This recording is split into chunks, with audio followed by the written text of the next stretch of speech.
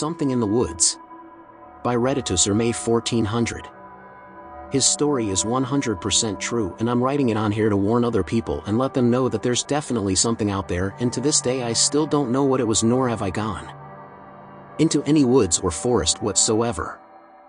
If you don't believe me, that's completely fine. Read this as a fun story at your own expense. But for those of you out there with an open mind, or you've seen something yourself, just know you're not alone. And just typing out and remembering this account is causing me to shake with anxiety and fear.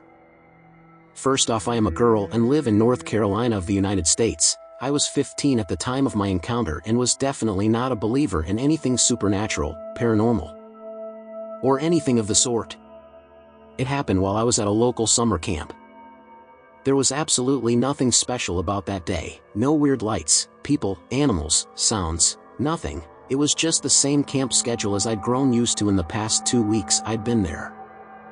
My age group had just finished lunch and was able to persuade our counselor to let us play a game called Scatter down by the lake. It's like a giant hide-and-seek in the woods. Now, we had played this at least 20 times before that day and nothing weird had happened to any of us, and we all grew up playing in the woods, so it's not like we had an aversion or fear of it.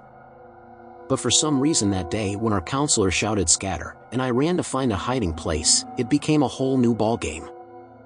I had run as far as I could while still being able to see the lake, as were the rules, and had found a huge old uprooted tree that I decided would be the perfect hiding place.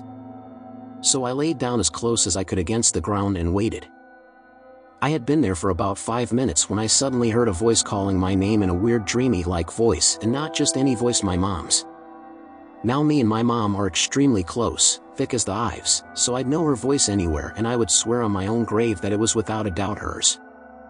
But I knew it couldn't be her. She was 20 miles away at work, and even if it had actually been her and she'd come to pick me up early, the voice wasn't coming from the lake. It was coming from further out in the woods beyond the border of the camp. I knew I should have run away from this strange mimic mom voice, but I couldn't. It was almost hypnotic. It messed with my thoughts and gave me doubts like, well, it could be mom, or what if she's hurt, and I have to get to her? All these things were flooding into my mind like someone had broken a dam I didn't know was there. Until they finally overwhelmed me and emotions got the better of me, and I took off running in the direction the voice was coming from. I ran as far as I could with only this strange voice as my guide. I couldn't have run for more than 5 or 7 minutes when I got to a clearing and the voice suddenly stopped.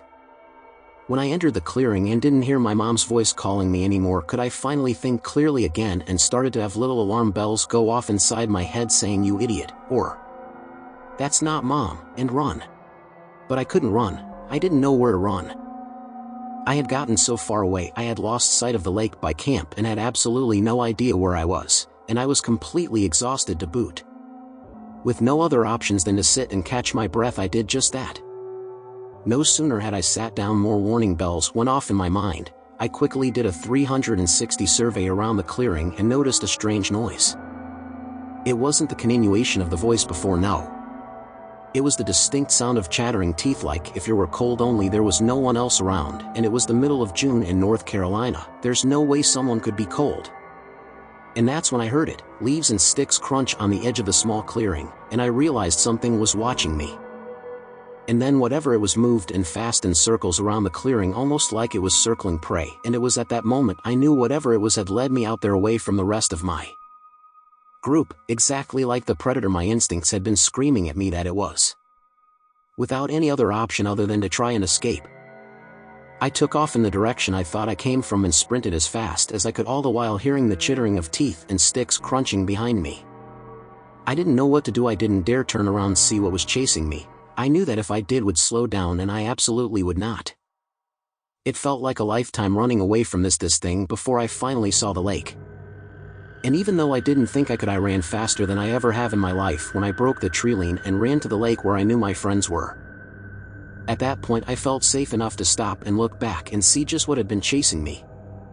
But when I did, I only saw a fleeting form running back the way I had come, and the distinct sound of chittering teeth.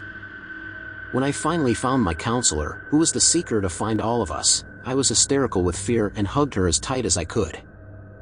When I finally calmed down, she tried to get me to tell her what happened, but I just asked, "Were you calling my name?" Before she even said anything, I already knew the answer. After all, it had been my mom's voice that led me away from everyone else, but what she said replied with was so much more bone-chilling to me. She told me no one called for you, we didn't know you were gone. Everyone is still hiding, the game isn't over yet.